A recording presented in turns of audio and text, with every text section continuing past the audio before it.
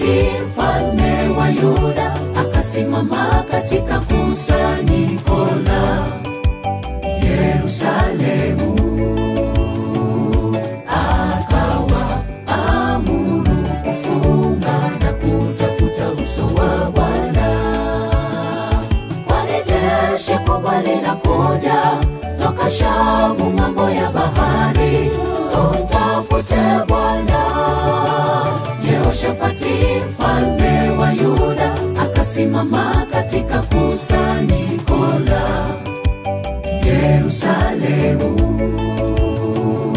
akawa amuru kufunga na kutafuta uso wa Bwana. Kwani jeshi kubwa linakuja toka Shamu, mambo ya